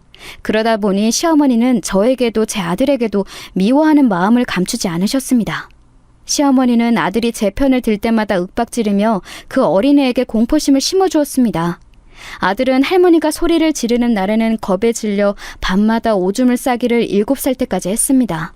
저는 시어머니의 눈을 피해 아들의 밤 소변 뒤처리를 몰래 해야만 했습니다. 그렇게 2년이 지나갔고 영호 씨는 드디어 중국 유학을 마치고 집으로 돌아왔습니다. 저는 그가 집에 오던 날을 잊을 수가 없습니다. 영호 씨는 집에 오자마자 제가 달려가 그에게 안기자 유령이라도 본 양 질겁하면서 뒤로 물러났던 것입니다. 어머니, 아버지, 이 누나는 왜 여기에... 도대체 여기는 어떻게 알고 찾아온 거예요? 영호야, 이 애가 네 아이야. 벌써 6살이야. 내가 편지로 말했잖아. 제대하면 결혼하자고. 이렇게 애 생겼고 이만큼 컸는데 나를 책임도 안 지려고 했니? 이 애 당신 아들이란 말이야. 아니, 그러면 우리 아들이랑 합의도 안 한 상태에서 저 애를 낳고 길렀단 말이야? 사실은 너희 둘 다 결혼 약속도 안 한 상태라는 말이니? 어쩌면 그렇게 나를 감쪽같이 속일 수가 있어? 저 불려우 같은 계집이. 그래도 이 아이는 영호 씨 애고 저는 이 사람이랑 결혼 못하면 죽어버릴 거예요. 저는 어떻게든 이 집안에 매달려 했으므로 시아버지에게 매달렸고 마음이 약하신 아버님은 시어머니와 영호 씨를 설득시켜 그해 가을에 저는 영호 씨와 꿈에 그리던 결혼식을 올렸습니다. 이젠 법적인 부부가 되었고 아들도 많이 커서 유치원에 보내면 되었기에 저는 시댁에서 분가하여 서울에 집을 얻어 남편과 아들 세 식구만의 생활을 만끽하였습니다. 그러나 남편은 처음부터 저에게 깊은 사랑의 감정이 없었습니다. 그 때문에 남편은 대학의 남은 학기를 마치고 취직을 할 때까지 피임을 하자면서 본인이 정관수술을 하겠다고 했습니다. 아직 남편의 나이도 어리고 앞으로 아기 낳을 기회는 많았으므로 저는 남편의 제안에 그러겠다고 말했습니다. 우리 아들이 12살 되던 해에 남편은 대기업 공장의 관리자로 취직을 하게 되었습니다. 그 당시에는 공대를 졸업하면 대기업의 공장 쪽으로 발령이 나는 경우들이 많았습니다. 남편은 혼자 구미로 내려가게 되었고 저는 아들과 함께 서울에서 계속 살기로 했습니다. 아이가 공부를 잘했기 때문에 곧 들어가게 될 중학교를 시골로 내려가고 싶지 않아서였습니다. 다행히 남편은 제 계획에 두말 없이 찬성해 주었습니다. 그러나 나중에 알게 된 이야기지만 남편은 중국에서 유학했던 당시에 사귀었던 지선이란 이름의 여자가 있었고 그녀를 한국에 돌아와서 다시 만나 저 모르게 바람을 피우고 있었던 것이었습니다. 나중에야 그 사람이 지선이와 두 집 살림을 하고 싶어서 주말 부부를 받아들였다는 사실을 알게 되었습니다. 그때 제가 느꼈던 남편에 대한 배신감은 이루 말할 수가 없었습니다. 남편은 처음 구미로 내려간 후 몇 달 동안은 주말마다 서울의 집으로 올라왔습니다. 그러나 시간이 지날수록 야근이나 회식을 핑계 삼아 점점 서울로 오는 일이 없어졌습니다. 저는 남편이 취직을 하자마자 대학에 입학하기로 마음먹고 수능 공부를 하려고 준비를 하고 있었기에 남편이 오든 말든 신경을 쓸 틈이 없었습니다. 한 달에 한 번조차도 서울집에 올라오지 않는 남편이 야속하기는 했지만 저 역시 너무 바빠서 남편이 와도 아이와 함께 놀러 간다거나 할 시간은 없었기에 참았습니다. 그동안 남편은 구미에서 공장에 다니면서 회사 사람들에게 지선이란 여자를 자기 부인이라고 소개해놓고 마치 그 여자와 결혼한 사람처럼 살았던 것입니다. 그리고 남편은 지선이와 사실혼 관계처럼 살기 위해서 거의 지방에 있는 회사 지사로만 돌아다니면서 저에게는 한 달에 한 번씩 꼬박꼬박 아이의 학비와 생활비만 보내주었습니다. 저는 한 해 재수를 해서 2년이 지나 대학에 들어갔습니다. 처음 가고 싶었던 법과대학은 아니었지만 서울에 있는 대학의 회계학과를 들어가게 되었습니다. 처음 경험해보는 대학 생활은 저에게 신세계를 알게 해주었습니다. 공부도 열심히 했고 나이 차이가 거의 10년이나 나는 새내기들과 어울려 술도 마시고 개강 파티도 하는 등 젊을 때 누리지 못했던 자유를 마음껏 누리고 다녔습니다. 만약 남편과 주말 부부가 아니었다면 저는 대학을 갈 생각도 못했을 것입니다. 그렇게 4년의 세월이 흘렀고 어느덧 제 아들은 고등학교에 입학했습니다. 아이는 늦은 사춘기가 왔는지 같이 사는 저조차도 얼굴을 못 볼 때가 많았고 학교에서 워낙 늦게 왔기 때문에 집에서는 잠만 자고 다시 학교로 가는 수험생 같은 생활을 계속했습니다. 저는 회계학과를 졸업하고 회계사 사무소에 취직을 했습니다. 남편은 여전히 지방으로만 일자리를 구해 돌아다니며 서울에 와서 살림을 합치겠다는 소리를 하지 않았습니다. 그런 남편을 보던 어느 날 의심스러운 생각이 들어서 겨우 집에 하러 온 남편에게 물었습니다. 당신 이제 아예 둘째 가질 생각은 하지도 않아? 난 아직 40대도 안 됐고 당신도 정관수술한 거 풀면 우리 둘째 아기 가질 수 있는데 아직 늦지 않았잖아. 아이 갖는 거 한번 생각해봐. 아니야. 이제 와서 또 무슨 애를 가져. 그럴 만큼 나 당신하고 돈독한 것도 아니고. 사실 내가 오늘 온 이유는 내 짐을 다 가져가라고 해서 온 거야. 그게 무슨 소리야? 이젠 주말 부부조차 하기 싫다는 거야? 우리 아들 대학 가면 내가 당신 있는 곳으로 내려갈게. 그럼 우리 같이 살 수 있잖아. 당신 설마 다른 여자 생겼어? 알고 있었어? 당신한텐 미안하게 생각해. 하지만 난 당신보다 그 여자가 더 좋아. 애를 가질 수 없어도 좋다고 했고 그 여자는 나를 믿고 따라줘. 그리고 당신과의 첫 만남이 나에겐 원해서 했던 것도 아니고 아들이 생겨서 결혼한 거나 마찬가지 아니야? 이제 애도 거의 다 컸고 하니까 우리 갈라서자. 그게 무슨 소리야? 이제껏 나를 속인 거야? 싫어. 나 절대로 이혼 못해. 내 눈에 흙이 들어가기 전까진 당신은 나 못 벗어나. 그날 처음으로 남편은 제 뺨을 때렸습니다. 그러면서 저한테 거머리 같은 여자라고 욕하고 소리를 질렀습니다. 저는 너무 어이가 없고 믿을 수가 없는 남편의 돌발 행동에 쇼크를 받아 정신을 잃었습니다. 그러나 남편은 쓰러진 저를 아무 처치조차 하지 않고 내버려둔 채 서울집에서 자기 옷을 전부 챙겨가지고 지방으로 내려가 버렸습니다. 지선이란 그년에게 간 것이겠죠. 저는 정신을 차린 다음 날 득달같이 남편을 따라 그의 집에 있는 지방에 내려갔습니다. 그 집에서 지선이란 그 여자를 처음 만났을 때의 쇼크는 이루 말할 수가 없었습니다. 그 여자 역시 저의 존재에 대해 전혀 알지 못하는 듯 했습니다. 제가 미친 듯이 남편 집에 벨을 눌러대자 짜증 가득한 얼굴로 문을 열어준 그녀가 물었습니다. 아줌마, 누구예요? 나 영호 씨 부인이야. 그러는 니녀는 누구야? 도대체 우리 영호 씨랑 얼마나 오래된 사이야? 너 이거 바람이야. 알기나 해? 나랑 영호 씨 사이엔 고등학생 아들도 있다고! 내가 악다구니를 쓰자 지선이란 여자도 충격을 받은 모양이었습니다. 그녀는 당장 회사에 있는 영호 씨에게 전화를 걸어 사실을 추궁했습니다. 자기야, 지금 이상한 여자 하나가 와서 나한테 환양년이라고 하고 자기가 본처라는데 이게 뭐야? 당신 그래서 계속 혼인신고 미루자고 하던 거였어? 쿨한 부부관계에 호적 정리가 필요 없다며. 난 당신이 쿨한 사람이라 그런 줄 알았어. 이게 무슨 일이야? 뭐라고? 아니 그 여자가 왜 우리 집에 와? 알았어 자기야, 내가 금방 가서 그 여자 쫓아내줄게. 기다려. 여러분, 이런 상황이 이해가 가시나요? 세상에 적반하장도 이런 적반하장이 어디에 있겠습니까?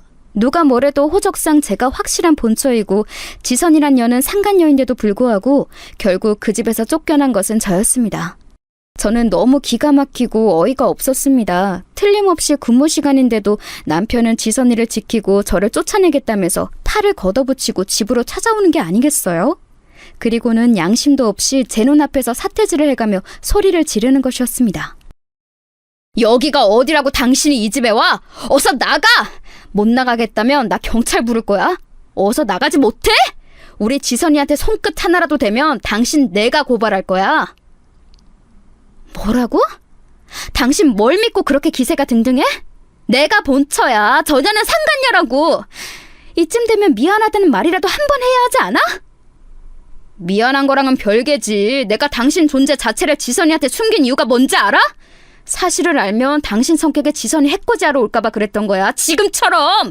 그러니 썩 나가. 그리고 다신 찾아오지 마. 내가 이혼서를 보낼 때까지 우리 만나지 말자. 웃기지 마. 내가 여기서 나가도 당신이랑 이혼은 절대 안 해줘. 그것만은 용서 못해. 나와 우리 아들을 두고 잘못한 사람도 당신이야. 그러니 내가 죽어도 전현이랑 혼인신고하는 꼴은 못 봐.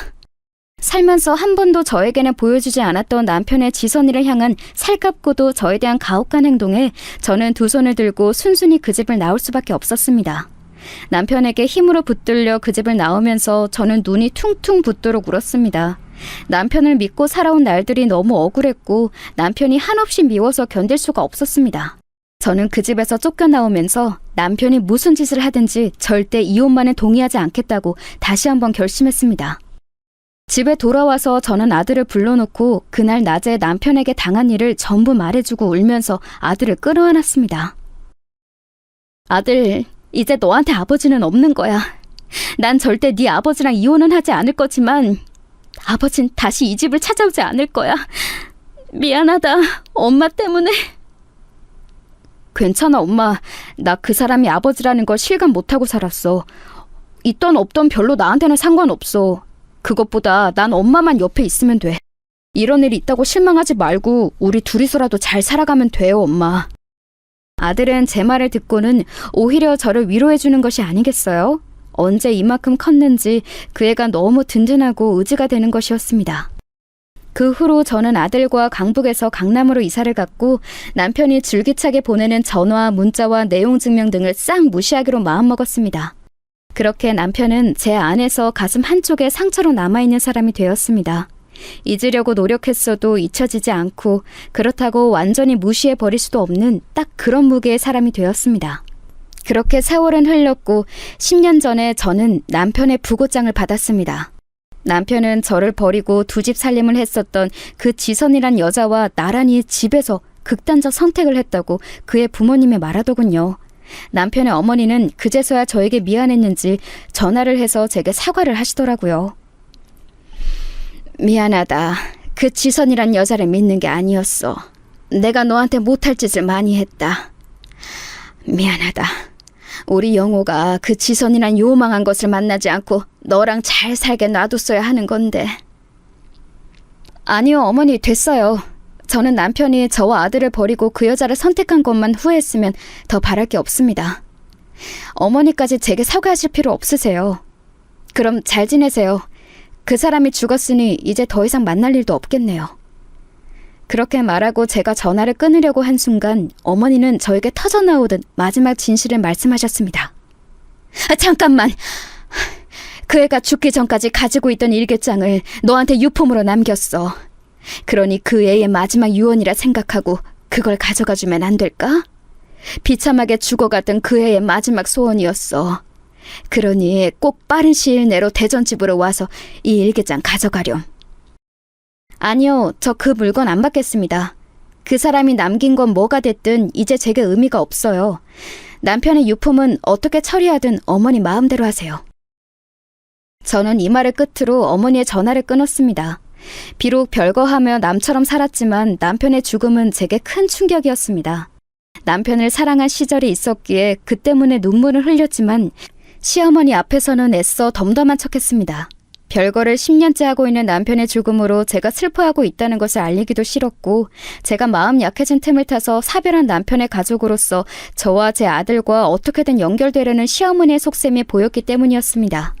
그 후에도 남편의 어머니는 제게 몇 번 전화를 더 했었지만 저는 그 전화를 받지 않았고, 제 냉정한 태도에 지친 것인지 그 뒤로는 제게 연락 한 번도 하지 않으셨습니다.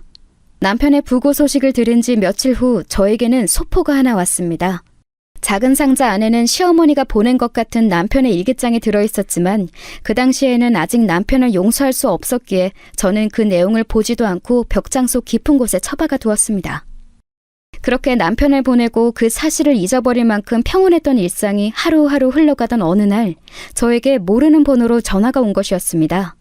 저는 처음엔 스팸 전화인 줄 알고 전화를 받지 않았는데 같은 번호로 여러 번 전화가 오자 무슨 급한 사정이 있나 하고 전화를 받아보았습니다.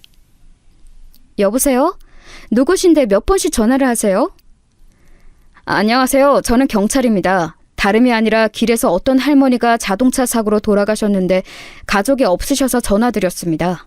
그분 핸드폰에서 단축번호 1번이 아주머니로 되어 있으시더라고요. 그게 무슨 말씀이세요? 저는 아는 사람 중에 할머니가 없는데요. 그 할머니 혼자 사시던 분이셨다는데요. 수소문을 해봐도 시신을 인도하러 오는 가족이 없어서 아주머니께 실례를 무릅쓰고 연락드렸어요. 혹시 아주머니가 할머니와 무슨 관계이신지 알 수 있을까요? 제 친정어머니는 작년에 암으로 돌아가셨거든요.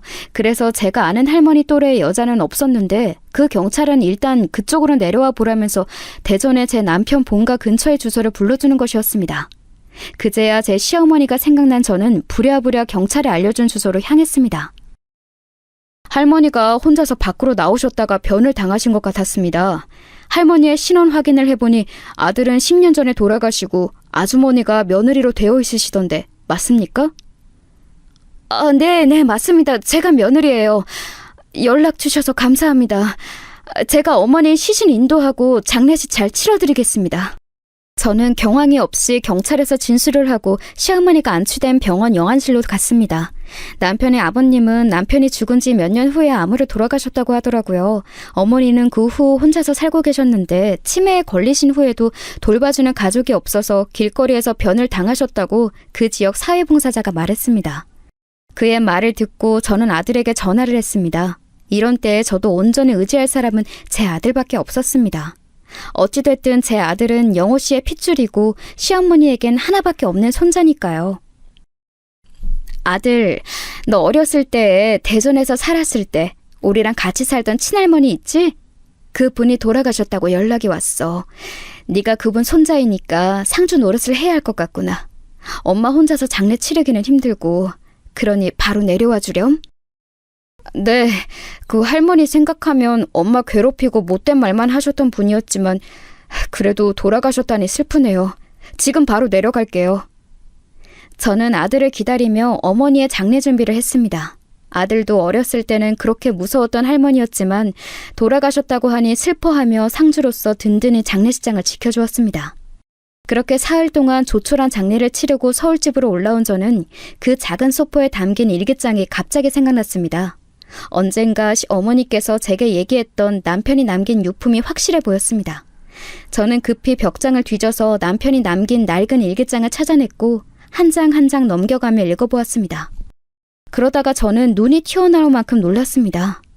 그 일기장에는 지선이란 여자가 다른 남자와 바람이 났고 그것을 알게 된 남편이 괴로워하다 결국 두 사람이 나란히 세상을 등지게 된 사건의 전말이 들어있었습니다. 남편은 매일 일기를 꼼꼼히 남기지는 않았지만 일기장의 처음 부분에는 상간녀 지선이와 행복하게 살았다는 내용이 묘사되어 있었습니다. 그 부분을 읽으면서 저는 분노로 새삼스레 주먹을 불끈 쥐었습니다. 지선이를 옹호하며 저를 때려서 내쫓던 남편의 마지막 모습이 생생하게 다시 기억이 났기 때문이었습니다. 그러다가 일기장의 내용이 점점 부정적인 말들로 변해간 것은 남편이 죽기 1년 전쯤, 즉 지금으로부터 11년 전이었습니다. 남편은 어느 날 우연히 지선이 남편을 배신하고 바람을 피우고 있음을 알게 되었다고 일기장에는 적혀 있습니다. 아무래도 지선이가 나 몰래 다른 놈을 만나고 있는 것 같다는 의심을 지울 수가 없다. 사랑하는 여자를 의심해 하다니 죽기보다 괴롭지만 그보다도 내 옆에 잠들어 있는 지선이가 너무나도 밉고 가증스럽게 느껴진다. 내일은 흥신소에 의뢰해서 지선이가 만나는 놈이 정확히 어떤 놈인지 알아봐야겠다.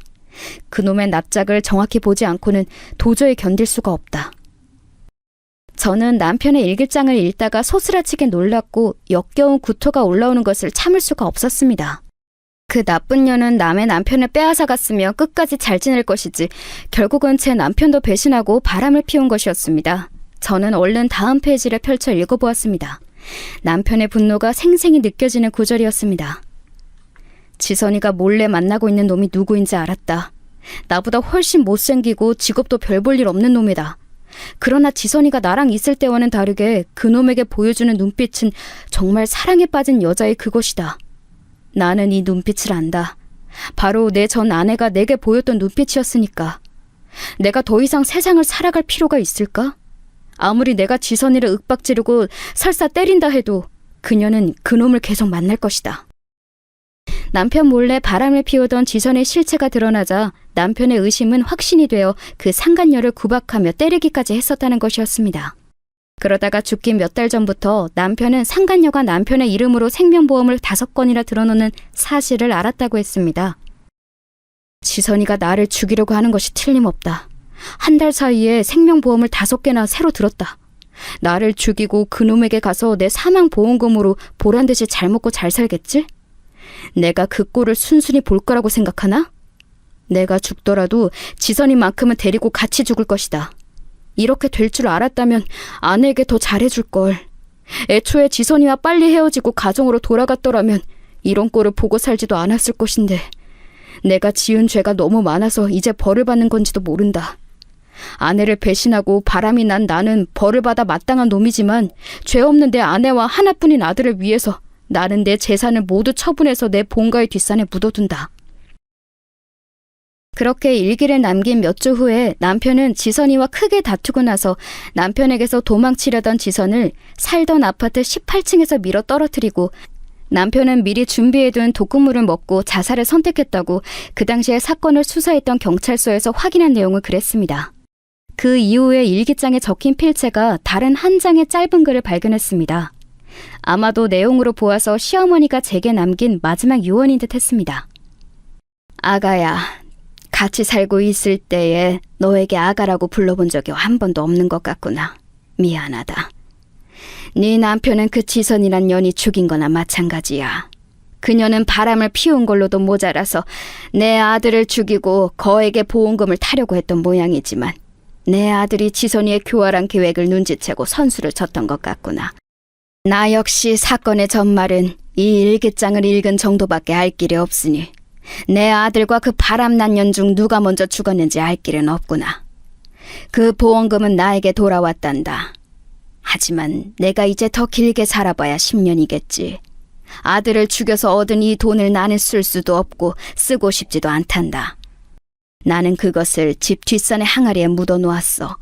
그러니 만약 내가 죽으면 네가 이 돈을 찾아서 내 손주를 위해 써주기를 바란다. 세상에, 저는 눈물을 흘릴 수밖에 없었습니다. 10년 전 그날 어머니가 제게 하고 싶었던 말은 바로 이것이었나 봅니다. 만약 10년 전 제가 남편의 일기장을 받고 시어머니와 시아버지를 모시게 되었다면 어머니가 길에서 자동차 사고로 무참히 돌아가시지는 않았을 것입니다. 저는 어머니가 돌아가신 후 너무나 이기적이고 냉정했던 그때의 제 행동을 후회했고 반성했습니다. 다음날 저는 대전으로 다시 내려가 시덕 뒤에 있는 작은 야산에 올랐습니다.